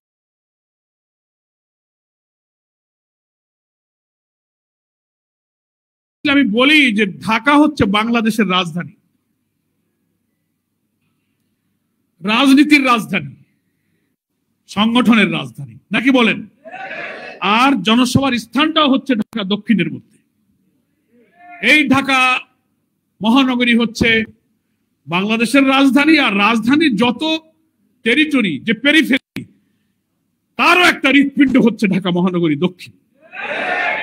সরাইল উদ্যান মাঝখানে, চারিদিকে অফিস, আদালত, সচিবালয়, প্রেস ক্লাব, যমুনা, বঙ্গভবন, রাজনীতির প্রাণকেন্দ্র প্রেস ক্লাব, প্রশাসন, সারা দুনিয়ার আন্তর্জাতিক ডিপ্লোম্যাটিক জোন, কূটনীতিবিদরা যেখানে আসে যায়, মিটিং করে, বৈঠক করে, সব কিছুর প্রাণ কেন্দ্র হচ্ছে ঢাকা মহানগরী দক্ষিণ। মহানগরী আমির বললেন 2 কোটির বেশি লোক, না 1 কোটির বেশি লোক এখানে বাস করে? 1.5 কোটি। তো 1.5 কোটির লোকের মধ্যে বসবাস করে আমরা এখানে 10-15 লক্ষ লোক হাজির করতে পারি না? কোনো ব্যাপার না। এখন রাজনীতিতে একের পর এক যে ঘটনা ঘটছে, আমি মনে করি এই জনসভা সফল ইসলামী জামাতের নেতাদের দিকে তাকিয়ে আছে। চিন্তা করেন, কথা সবাই বলেছেন, কিন্তু আমি না বললে আমার বিবেকের কাছে আমি স্বস্তি পাচ্ছি না। ব্যক্তি যাই হোক, ব্যক্তি যেই হোক, যেভাবে নজিরবিহীন ভাবে একটা পাথর দিয়ে যে মানুষকে হত্যা করা হয়েছে, মানুষের বিবেক টানছে, চোখের পানি ফেলছে অনেকে। সারাদিন আজকে অনেকে বলেছে, কাল রাত থেকে বলছে, ওই দৃশ্যটা 1 সেকেন্ডের পরে আর চোখ দিতে পারছে না, ঘুমাতে পারে নাই অনেকে। তার ব্রেন নার্ভাসনেস এসে গেছে, বলছে যে এই দৃশ্য তো দেখে শেষ করা যায় না। হ্যাঁ, বাংলাদেশে অনেক সহিংসতা হয়, মারামারি হয়, রাজনৈতিক সংঘাত হয়, 2-1টা খুনের ঘটনা ঘটে, অপরাধ প্রবণ এই দেশে অনেক অপরাধের ধরন আমরা দেখেছি। কিন্তু কালকে আমরা কি দৃশ্য দেখলাম, মনে হলো ভিডিওটা একদিন আগে করা, ওরা ছেড়েছে বোধহয় দেরিতে, আগের দিনের ঘটনা। বাংলাদেশের নজিরবিহীন ভাবে সেই আইয়ামে জাহেলিয়াতের যুগের মতো বড় পাথর দিয়ে মানুষ হত্যা করা, যে কোনো বিবেকবান মানুষ, কি আমরা দেখলাম। আমার মন বলছে, কোন দল মত ব্যক্তি কোনো দিকে ইঙ্গিত করে কথা বলতে চাই না, যাদের ইঙ্গিতে যারা এই পাথর মজলুম মানুষের উপরে যে পাথর চাপা দিয়ে হত্যা করেছেন, এই পাথরের বোঝা আপনাকে বহন করতে হবে অনেক দিন, এই পাথরের বোঝা আপনাকে অনেক দিন বহন করতে হবে। আপনারা জাতিকে কলঙ্কিত করেছেন। নতুন বাংলাদেশের আমরা স্বপ্ন দেখি, আমরা নিরাপদ বাংলাদেশ চাই, মানবিক বাংলাদেশ চাই, সমৃদ্ধ বাংলাদেশ চাই। এই কি তার আলামত? সব ঘটনাকে শুধু বিচ্ছিন্ন ঘটনা বলে এড়িয়ে যাওয়া, এটা রাজনীতির একটা অপকালচার, অপসংস্কৃতি শুরু হয়েছে। মহানগরে আমির সাহেব বলেছেন, কোন কলা কৌশলে খুনি যেন রক্ষা পেয়ে না যায়, সাবধান থাকবেন। মানুষ কিন্তু এখন অনেক সচেতন। উনার নিহতের স্ত্রী বলে এক কথা, যিনি ভিকটিম, যিনি স্বামীহারা হলেন, সব খবর তিনি জানেন, তিনি বলবেন এক কথা, আর ইনভেস্টিগেশন অফিসার, তদন্ত বা অথরিটি বলবেন আরেক কথা। তা কি হলো? এটা তো আওয়ামী লীগের আমলেই তো এরকম দেখতাম, তদন্তের আগেই আপনি একটা কথা বলে দিলেন।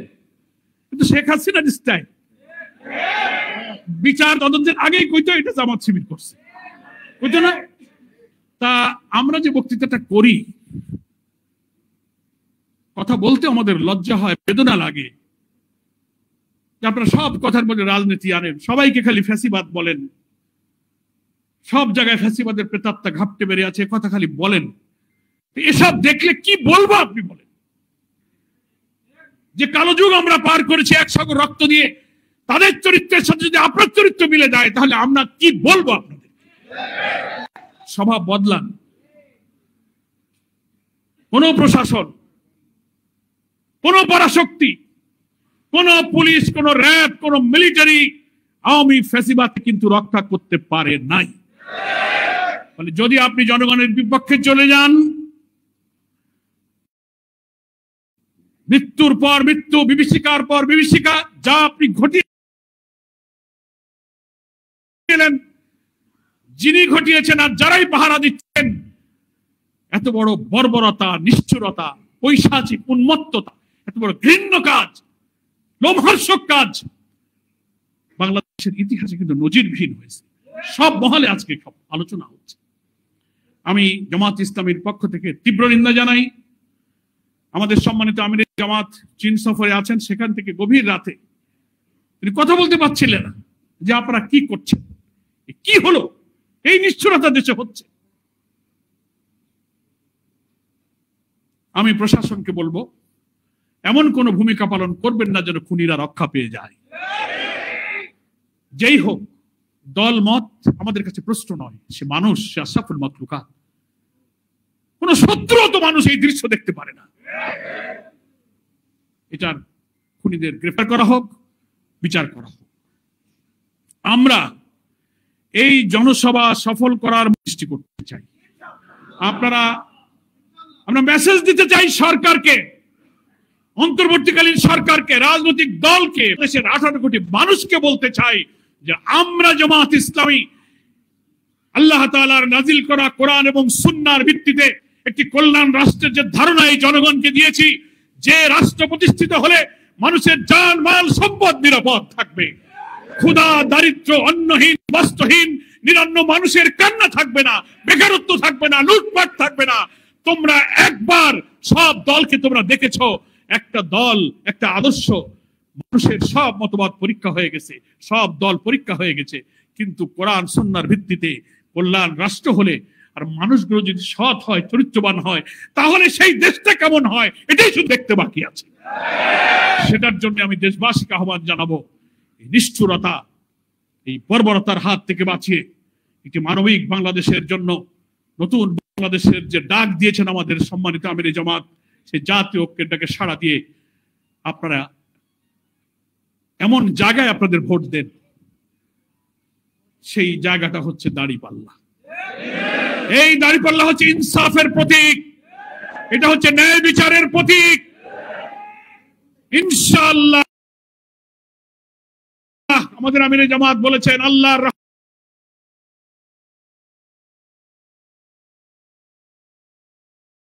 রহমতে বাংলাদেশের জনগণ যদি রাষ্ট্র পরিচালনার দায়িত্ব আমাদেরকে দেন, আমরা শাসক হব না, আমরা সেবক হব। প্রিয় নবী মুহাম্মদ মুস্তাফা সাল্লাল্লাহু আলাইহি ওয়াসাল্লাম, তার প্রিয় খোলাফায়ে রাশিদিন, পরবর্তী যুগের ন্যায়পরায়ণ শাসকদের আদলে আমরা বাংলাদেশে একটি নতুন বাংলাদেশের নমুনা, যে বাংলাদেশ হবে একটি কল্যাণ রাষ্ট্র, ইসলামের beauty of Islam, welfare of Islam দিয়ে ধর্ম বর্ণ নির্বিশেষে সকলের নিরাপদ বাংলাদেশ নির্মাণ করে আমরা সেই জাতীয় ঐক্যের ওয়াদাকে রক্ষা করতে চাই। আগামী 19শে জুলাই জাতির কাছে সেই মেসেজ দিতে হবে যে না, জামাত ইসলামী জাতির দায়িত্ব নিতে পারবে, তাদের সে শক্তি আছে, সেই আস্থা আমাদের আছে। We are ready to take the responsibility of the nation. আমরা জাতির দায়িত্ব গ্রহণ করতে প্রস্তুত। এই আস্থা তৈরি করার জন্য আমাদের সরকার দুর্ধারে আসতে হবে। কোন পুরুষ লোক যারা ইসলামী আন্দোলনকে ভালোবাসে, জামাতকে ভালোবাসে, সংগঠনকে ভালোবাসে, কোন পুরুষ লোক বাড়ি ঘরে থাকতে পারবে না সুস্থভাবে। এই প্রতিজ্ঞায় যদি রাজি হন, তাহলে আমি শুধু পেশাজীবী সংগঠনের কাছে 2 লক্ষ লোক চাই। এই পেশাজীবী রাজি আছেন তো? ভাগ করে দেব, আপনারাই শুধু 2 লক্ষ লোক ইনশাল্লাহ আনতে পারবেন। আমি যে তথ্য পেলাম, এই পেশাজীবী যে 25টা বিভাগ আছে, আপনাদের শুনলাম 26টা বিভাগ, 1000-এর বেশি ইউনিট আছে, ছোট ছোট 1100 ইউনিট আছে। আছে তো? শুনে বুঝে কথা বলবেন, খালি জি বলবেন না। আমি কিন্তু সরকার উদ্যানে খোঁজ নেব, ঠিক আছে? এখন 2 লাখ লোক আমি বুঝাই দিই, কনফার্ম করে দেবেন আমাকে। প্রথম কথা হচ্ছে যে আমি 1100-1150 ইউনিট আছে, আমি দুর্বল, নিষ্ক্রিয়, সবল এসব থাকতে পারে বলে 100 বাদ দিয়ে দিলাম। কত থাকলো? 1000 ইউনিট তাজা আছে, জান আছে, প্রাণ আছে। হ্যাঁ, রুহটা নড়তেছে, ইউনিটের নড়তেছে না? এই জীবন্ত আছে আমার 1000 ইউনিট। সেই ইউনিটের দায়িত্বশীল এখানে আছে। আমি এইসব ইউনিট দায়িত্বশীলকে নিউক্লিয়াস বলি। ফিজিক্সের ছাত্র যারা, তারা বুঝবেন। আমি আগের দিনে মহানগরীর থানা আমিরদের সম্মেলনে বলেছি, ফিজিক্সের একটা টার্ম হচ্ছে নিউক্লিয়াস, শক্তির কেন্দ্র, যাকে কেন্দ্র করে শক্তি আবর্তিত হয়। ইউনিট হচ্ছে আমাদের সংগঠনের নিউক্লিয়াস। ওখানেই দাওয়াত, ওখানেই লোক তৈরি, ওখানেই রোপণ হয়, ওখানেই বায়তুল মাল, ওখানেই ভোটার, ওখানেই মিছিলে লোক আসে, ওখানেই জামাতের মেসেজ যায়, ওখানেই দাওয়াতি কাজ হয়। ইউনিট যদি জীবন্ত না হয়, তো কোনো মহানগরী থানার কোনো মূল্য নাই। ওটা হচ্ছে মানুষের হার্ট। হার্ট যদি সুস্থ না থাকে, চেহারা আর চুল আর হাত বাহু যতই নাদুস নুদুস হোক, এইখানে যদি 3টা রিং পারোনো আর বাল্ব যদি ছোট থাকে, কোনো চেহারায় কাজ হবে না। তো সংগঠনের হার্ট হচ্ছে ইউনিট। তা আমি তো সেই হার্টের সাথে কথা বলতেছি, নিউক্লিয়াসের সাথে কথা বলতেছি, নাকি বলেন? এখন আমার সামনে ধরে নিলাম 1000 ইউনিটের নিউক্লিয়াস, তারা এখানে আছেন, নিষ্ক্রিয় দুর্বলটা বাদ দিলাম। আপনারা একটা ইউনিটে 10টা কাজের লোক টেনে বের করতে পারবেন না? সমর্থক কর্মী তো অনেক আছে, আপনি কাজ দিলে যা বলবেন তাই শুনবেন, অ্যাক্টিভ 10টা লোক খুঁজে বের করবেন, পারবেন? আগে হাত টুকরে দেখান যে আমি 10টা লোক, আমার ইউনিট থেকে 10টা লোক অ্যাক্টিভ লোক বের করবেন, আপনি যা কাজ দেবেন তা সে করবে, পারবেন? গেল পয়লা দফা পাস। 2 নম্বর হচ্ছে এই 10টা লোকের এক একজনকে, যেহেতু কাজের লোক বলছি, ভালো করবি তো বাছাই করবেন, 10 জন বাছাই করবেন। আর একটা সুবিধা আছে আপনাদের, আমাদের তো শ্রমিক ইউনিট আছে, দর্জি ইউনিট আছে, সাধারণ দোকানদারের ইউনিট আছে, আবাসিক অনেক ইউনিট আছে। পেশাজীবী ইউনিট একটা দিক থেকে এক্সেপশনাল, সেটা এখানে 100% লোক শিক্ষিত, 100% লোক হচ্ছে শিক্ষিত, বুঝবান, সচেতন, দায়িত্ববান, তাদের বিবেক আছে, তারা একটা কথা বললে বোঝে, 5 বার বলা লাগে না। এরকম লোক না আপনারা? নাকি নিজের উপর আস্থা নাই?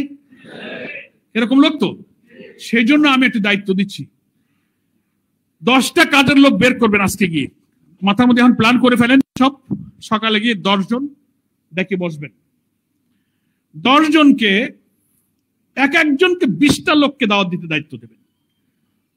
আপনি 10টা লোক বের করলেন তো, একজনকে বললেন তোমার দায়িত্ব 20 জন লোক তুমি 19 তারিখে মাঠে নিয়ে যাওয়া, তোমার ভাই হোক, চাচা হোক, বন্ধু হোক, কলিগ হোক, অফিস হোক, দোকানদার হোক, পেশাগত বন্ধু হোক, আত্মীয় স্বজন হোক, জামাতের ফরম পূরণ না করে করুক, তোমারে ভালোবাসে, জামাত নেতাদের বক্তব্য শুনতে ইচ্ছে হয়, দেখতে ইচ্ছে হয়, যে কোনো কনসিডারেশনে আপনার প্রতি মহব্বত আছে, তুমি একটা মানুষ, তোমাকে 20টা লোকের দায়িত্ব দিলাম।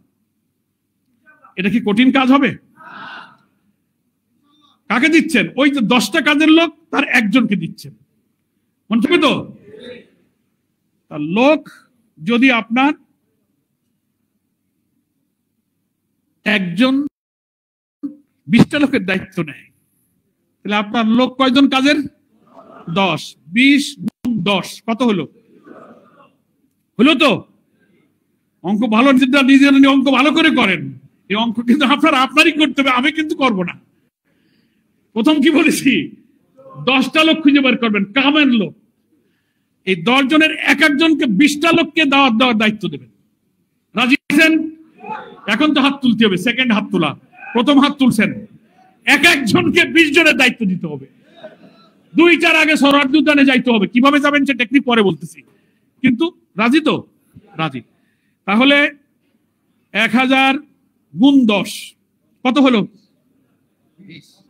না, প্রথমে লোক ইউনিট বলেছি 1000, 10 জন কাজের লোক 10,000, এই 10,000 লোক প্রতিজনে 20 জন করে লোক দাওয়াত দিচ্ছেন, 10,000 গুণ 20 সমান সমান কত? 2 লাখ। আমি কত চাইছিলাম? অঙ্ক মিলছে? হাসে, বলে ভাবতেছে কি একটা ভেজালে পড়লাম নাকি? কোনো ভেজাল না, এই অঙ্ক যদি মিলাইতে পারেন জীবনে শান্তি পাবেন। কি বলেন? শান্তি পাবেন। 2 লাখ লোক, ঢাকা মহানগরী অনেক থানা আছে, আমি সব জায়গার কথা মহানগরী আমি সাহেব দেবে ভাগ করে, আমি শুধু পেশাজীবী যেহেতু শিক্ষিত, সচেতন, বিবেকবান, আপনাদেরকে আমি দিলাম। আপনারা 2 লক্ষ লোক 2টার আগে সরোয়ার্দিতে জমা দেবেন, দেবেন তো ইনশাআল্লাহ? নাকি কোনো দুর্বলতা আছে কারো? নেই। এখন কিভাবে নেবেন? তরিকাটা বাতলাই দিই, ঠিক আছে? তরিকাটা বাতলাই দেবো, কিভাবে নেবেন? এই যে দাওয়াতি কাজ উনি করলেন, আপনার 10টা কাজের লোক পাইছেন তো অ্যাক্টিভ, ওদের একটু চানাচুর মুড়ি খাওয়াবেন, সিঙ্গাড়া, খিচুড়ি, গোশ, রুটি যদি নাও খাওয়াতে পারেন, সকালে ডাকবেন যখন এই 10 জনকে, একটু চানাচুর মুড়ি টুড়ি খাওয়াবেন। আর যদি মনে করেন না ভাই আমি একটু নাস্তা পানি করাতে পারবেন 10 জনকে, পারবেন না, খাওয়াবেন, খাওয়াইয়ে এই কাজ বুঝাই দেবেন। 10 জন আইছো, তোমাদের প্রত্যেকের 20টা করে লোক দাওয়াত দিতে হবে আমার জনসভা। প্রতিদিন কাজ করবা, সন্ধ্যা হলে আমার খবর দিয়ে যাবা কয়জন হয়েছে, দরকার সে নাম লেখুক 20 জনের। সারাদিন হাঁটবে, অফিস আদালতে কাজে কামে যাবে, যে কয়জনে বলেছে তার গোড়ায় টিক দিয়ে দেবে, আজকে 5 জন হয়েছে। সময় তো আছে 1 সপ্তাহ, সময় আছে কয়দিন? আজ কয় তারিখ? 12, 19, 1 সপ্তাহ ধরা যায় তো। যেহেতু ফজর পরে কাজ শুরু হইতেছে, অফিসে থাকুক আর বাসায় থাকুক, সকাল বিকেল কাজ কাম কিন্তু সারাই লাগবে। কালকের দিন মিস দিলে কিন্তু লস। নাস্তা করাবেন, বহু সওয়াব পাবেন। আল্লাহ রসুল বলছে খাওয়াও মানুষ, যত খাওয়াবো। আমাদের আবে আমির কেন্দ্রীয় মৌলানা আবুল কালাম মোহাম্মদ ইউসুফ রাহেমাহুল্লাহ চেনেন তো সবাই, বড় আলেম ছিলেন। উনি বলতেন পরোয়ার মানুষকে খাওয়াবা, মানুষের হলকুমের নিচে কিছু দিয়ে দিবা, দেখো অনেক লাভ আছে। মুরব্বী মানুষ তো বোঝে, অনেক জ্ঞানী লোক।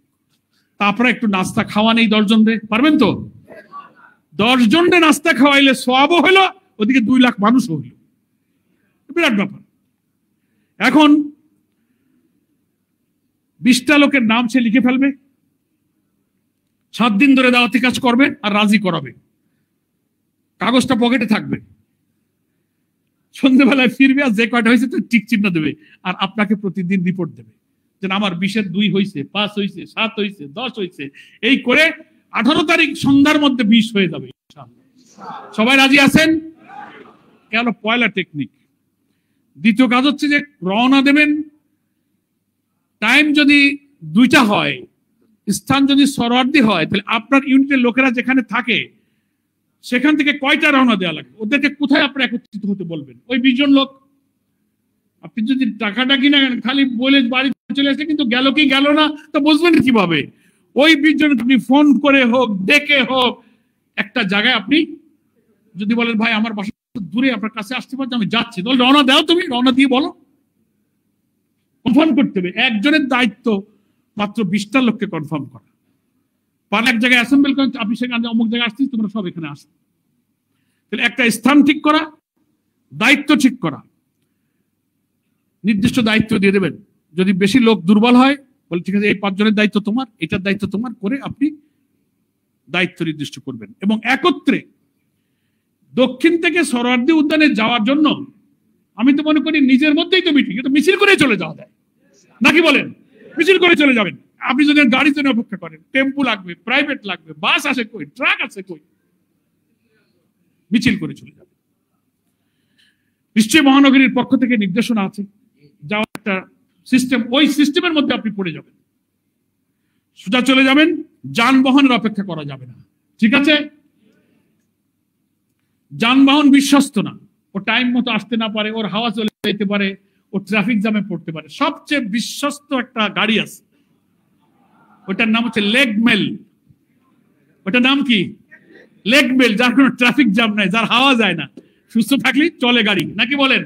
এই লেগ মেলের উপরেই আল্লাহ ভরসা করে আস্থা রাখবেন, টাইমলি আসবেন এবং চলে যাবেন। নেক্সট কথা হচ্ছে, বর্ষা মৌসুম চলছে, আষাঢ় শ্রাবণ মাসের মৌসুম। আমরা আবহাওয়ার পূর্বাভাস দেখলাম,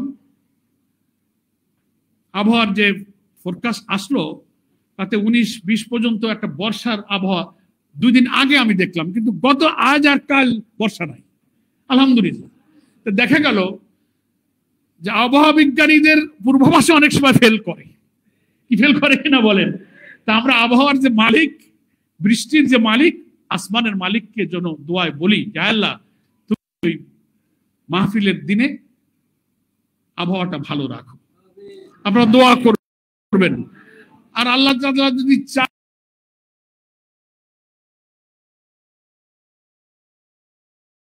যে তোমরা এত জজবা, এত পরীক্ষা দিতে চাইছো, দিয়ে একটু বৃষ্টির টেস্ট হয়ে যাক কিরম ইমান আছে, তা তো রাজি আছি, নাকি বলেন?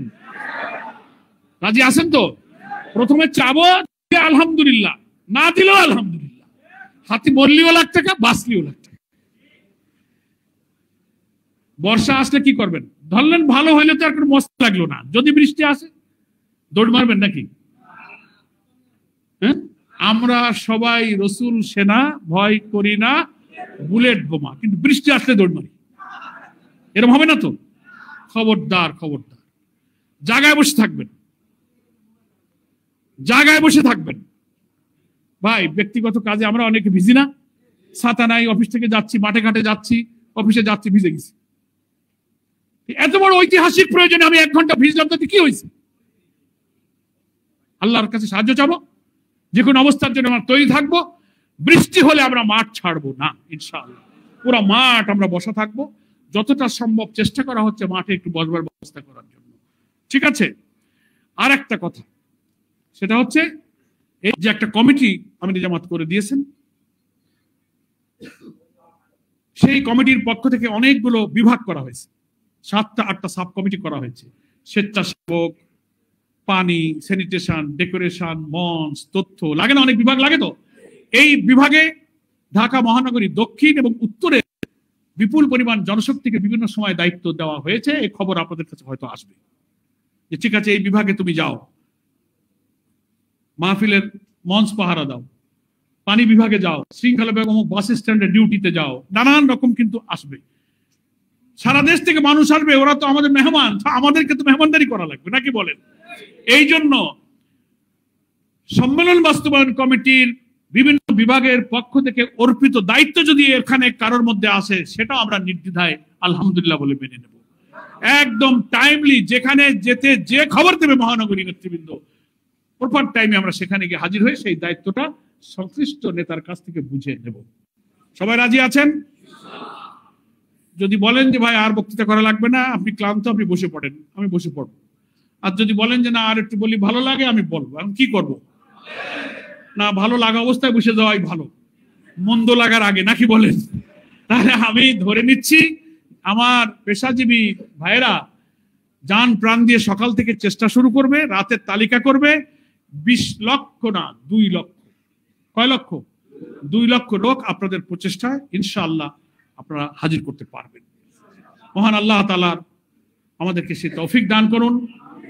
দোয়া যখন আমরা করব, দোয়া কবুলের কিছু সময় আছে না? 5 ওয়াক্ত নামাজ, ফরজ নামাজের পরে দোয়া, শেষ রাতে কিয়ামুল লাইলে দোয়া, আজান ইকামতের মাঝখানে দোয়া আছে। তো এই দোয়ার সময়গুলোতে যত দোয়া আমরা করি, এই একটা দোয়া আজকে থেকে যুক্ত হয়ে গেল। আমি আগের দিন থানা আমিরদের সম্মেলনে বলেছিলাম একটা দোয়া আজকে থেকে যুক্ত হবে যে হায় আল্লাহ 19শে জুলাইয়ের এই সম্মেলনে জনতার উপস্থিতি, আবহাওয়া ভালো, নিরাপত্তা, শৃঙ্খলা সব মিলিয়ে জনসভাকে আল্লাহ তুমি সফল করে দাও। সবাই এই দোয়া করবেন আজকে থেকে। দোয়া কবুলের 2টা শর্ত আছে, খালি আল্লাহরে ডাকলে শুনবেন তো আল্লাহ।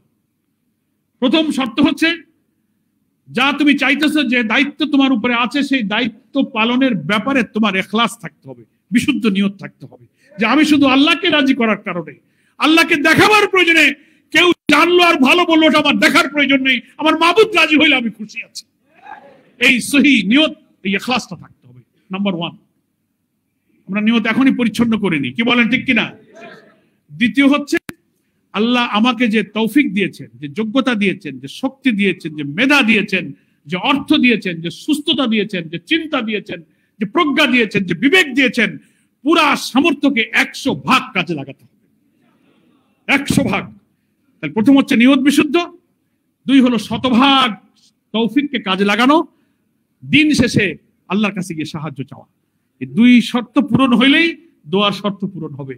আল্লাহ দেখবে যে বান্দা তো তার চেষ্টা করেছে, এখন আমার দায়িত্ব সাহায্য করা। আল্লাহকে বলতে হবে যে আল্লাহ তুমি আমাকে যে তৌফিক দিয়েছো, আমি তো সারাদিন খাটলাম, তুমি আমার এই চেষ্টার মধ্যে বরকত দান করো। দোয়া করবেন। আমি এইটুকু আহ্বান জানিয়ে আপনাদের কাছে এই প্রত্যাশা রেখে আল্লাহ তাআলার কাছে সাহায্য কামনা করে আমি আমার বক্তব্য শেষ করছি। আমা তৌফিক ইল্লা বিল্লাহ। আসসালামু আলাইকুম ওয়া রাহমাতুল্লাহি ওয়া বারাকাতুহু।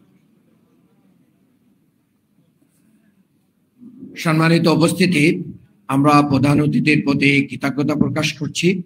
আমরা ওনার গাইডলাইনগুলো মেনে যেন ময়দানে সক্রিয় ভূমিকা পালন করতে পারি, আল্লাহ সেই তৌফিক দেন। এ পর্যায়ে সভাপতির সমাপনী বক্তব্য রাখছেন ডক্টর শফিকুল ইসলাম মাসুদ ভাই।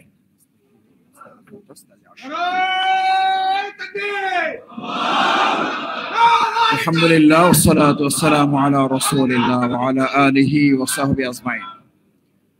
বাংলাদেশ জামাত ইসলামী আজকের এই পেশাজীবী প্রতিনিধি সম্মেলনের সম্মানিত প্রধান অতিথি, শ্রদ্ধাভাজন সাবেক এমপি, সংগ্রামী সেক্রেটারি জেনারেল অধ্যাপক মিয়া গোলাম পরোয়ার, সম্মানিত বিশেষ অতিথি জননেতা জনাব নুরুল ইসলাম বুলবুল, বিভাগীয় সম্মানিত দায়িত্বশীল নেতৃবৃন্দ, সম্মানিত প্রতিনিধি ভাইয়েরা, আমি শুরুতেই আপনাদের উদ্দেশ্যে আমার পক্ষ থেকে যতটুকু বলার চেষ্টা করেছি। আমাদের সম্মানিত প্রধান অতিথি আমাদের কাছে যে প্রত্যাশা ব্যক্ত করেছেন, আমাদের সম্মানিত বিশেষ অতিথি নুরুল ইসলাম বুলবুল ভাই যে প্রত্যাশা ব্যক্ত করেছেন, আমরা আজকে এখানে স্পষ্ট ভাষায় এটি বলতে চাই যে ইনশাআল্লাহ আজকে আমরা যে ইনশাআল্লাহ বলেছি, আল্লাহর কাছে সাহায্য চেয়েছি, হাত তুলেছি, আমরা 19শে জুলাই দুপুর 1টার মধ্যে আমাদের উপস্থিতি জানান দিয়ে আজকের এই প্রোগ্রামকে আমরা সফল এবং সার্থক করে তুলবো ইনশাআল্লাহ। দ্বিতীয় হচ্ছে, আজকে থেকে আমাদের মহানগরীর সম্মানিত আমির বুলবুল ভাই বলেছেন সংগঠনের অন্যান্য কাজকে সাথে রেখে 19শে জুলাই প্রোগ্রাম বাস্তবায়ন হবে আমাদের অন্যতম মূল লক্ষ্য এবং টার্গেট। সেই টার্গেট বাস্তবায়নে আমাদের সমস্ত পেশাজীবী অঙ্গনের প্রত্যেক পেশাদারিত্বের পাশাপাশি আমাদের ভাইদের কাছে 1 বার 2 বার 3 বার বারবার দাওয়াত পৌঁছানোর মধ্য দিয়ে আমরা তাদের উপস্থিতি নিশ্চিত করার জন্য যা যা করণীয় দরকার আমরা আমাদের পক্ষ থেকে সেই কাজটিও সম্পন্ন করব ইনশাআল্লাহ। সম্মানিত ভাই এবং বন্ধুগণ, আমাদের 2 লক্ষ টার্গেট সেক্রেটারি জেনারেল ঢাকা মহানগরী দক্ষিণের পেশাজীবী অঙ্গনের কাছে যে ভাগ তিনি করে দিয়েছেন, আমরা এই ভাগের উপরে আস্থা রাখব। তবে আমরা আজকে এখানে যে বক্তব্য শুনেছি, বাংলাদেশের মানুষের জামাত ইসলামের প্রতি যে ভালোবাসা জন্ম নিয়েছে, আমরা আশা করি এই 2 লক্ষ ভাগের গাণিতিক দিক বিবেচনা করে আমরা জ্যামিতিক পর্যায়ে গিয়ে এর চেয়ে কয়েক গুণ উপস্থিতি নিয়ে আমরা সোহরাওয়ার্দী উদ্যানে হাজির হতে সক্ষম হব ইনশাআল্লাহ। কারণ বাংলাদেশের রাজনীতিতে সাধারণ মানুষ যতটা নিপীড়িত হয়, বাংলাদেশের রাজনীতিতে ব্যবসায়ী অঙ্গন, পেশাজীবী অঙ্গন এবং এই পেশাদারিত্বের জায়গাগুলো তার চেয়ে বেশি ক্ষতিগ্রস্ত হয় নীরবে এবং নিভৃতে। সেই জন্য পেশাজীবী অঙ্গন বিগত 17 বছর নির্মম নির্যাতন নিপীড়নের মধ্য দিয়ে এই বাংলাদেশকে এ পর্যন্ত যারা নিয়ে এসছেন, আমি শুরুতে বলেছিলাম আপনারা জুলাই আগস্টের গণ অভ্যুত্থানে যে ঐতিহাসিক ভূমিকা পালন করেছেন, সেই ঐতিহাসিক ভূমিকার আরেকটি অধ্যায় আগামী 19শে জুলাই শনিবার ঐতিহাসিক সোহরাওয়ার্দী উদ্যানে আমরা উপস্থাপন করব ইনশাআল্লাহ। সম্মানিত ভাই এবং বন্ধুগণ, আসুন আমাদের বাংলাদেশের বর্তমান যে অমানবিক পরিস্থিতি, আমাদের আমিরে জামাত ডাক্তার শফিকুর রহমান অত্যন্ত দ্ব্যর্থহীন কণ্ঠে এ কারণেই তিনি স্লোগান তুলেছেন, এ কারণেই তিনি তার কাজের মধ্যে বারবার প্রমাণ দেওয়ার চেষ্টা করছেন, এ কারণেই তিনি তার আমাদের নেতা কর্মীদেরকে এই নির্দেশনা দিচ্ছেন যে বাংলাদেশকে অমানবিক এই রাষ্ট্র থেকে মানবিক রাষ্ট্র বিনির্মাণ করার জন্য উই ওয়ান্ট জাস্টিসের যে স্লোগান আমাদের ছাত্র জনতা তুলেছিল, এই স্লোগান বাস্তবায়নের জন্য ইসলাম ছাড়া বাকি আর কোনো মানুষের তৈরি করা মতবাদের দ্বারা সম্ভব হতে পারে না। সেজন্য বাংলাদেশের এই অন্ধকারাচ্ছন্ন বর্তমান বিরাজমান ক্রান্তিকাল পরিস্থিতিতে একথা স্পষ্ট করে দাওয়াতের মাধ্যমে মানুষের কাছে তুলে ধরতে হবে। আজকে যখন আমাদের সরকারের বিভিন্ন উপদেষ্টাবৃন্দ হতাশ হচ্ছেন, ঘুষ ছাড়া কাজ করানো যায় না, সুদ ছাড়া কাজ করানো যায় না, দুর্নীতি শেষ করা যাচ্ছে না, আমাদের সেলিব্রিটি যারা যখন কথা বলছে এই দেশ এখন বসবাসের অনুপযুক্ত, 2024-এর জুলাই আগস্টে মনে করেছিলাম একটা পরিবেশ তৈরি হয়েছে, আবার অন্ধকার আমাদের উপরে নেমে আসছে। এই অন্ধকার যখন নেমে এসেছিল, জাহিলিয়া যুগের তায়েফের ময়দানে যখন পাথর মেরে রাসূল করিম সাল্লাল্লাহু আলাইহি সাল্লামকে আহত করে আক্রান্ত করে অজ্ঞান করা হয়েছিল, সেই অবস্থায় রাসূল সাল্লাল্লাহু আলাইহি সাল্লামের ইসলামের মাধ্যমে সেই যুগের মানুষকে সোনার মানুষে পরিণত করে সোনার মদিনা যেমন গঠন করেছিলেন, আজকের এই নতুন জাহিলি যুগের প্রস্তর যুগকে যারা ফিরে এনেছেন, আমরা ইসলামকে দিয়ে আপনাদের এই পাথরের আঘাতের জবাব দেব সোনার মানুষ দিয়ে, সোনার বাংলা বিনির্মাণের মাধ্যমে 19শে জুলাই জাতির কাছে আমরা তা তুলে ধরব। বাংলাদেশ জামাত ইসলামী মুখের কথার মাধ্যমে শুধু সোনার বাংলার সোনার মানুষের কথা বলে না।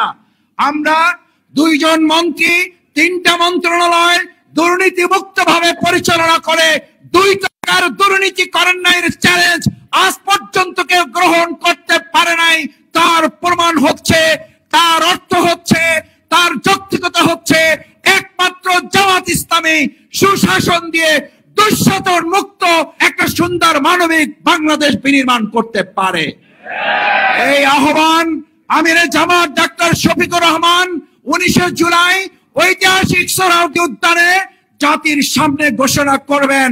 আমরা জাতির পক্ষ থেকে লক্ষ লক্ষ জনতার অংশ হিসাবে পেশাজীবী অঙ্গন থেকে সেক্রেটারি জেনারেল আমাদের বিশেষ অতিথি বুলবুল ভাই যে প্রত্যাশা আমাদের প্রতি ব্যক্ত করেছেন, আমরা তার কয়েক গুণ টার্গেটকে আজকে থেকে সকল কিছুর ঊর্ধ্বে তা বাস্তবায়নের জন্য ময়দানে ঝাঁপিয়ে পড়ার জন্য কি রাজি আছি সবাই?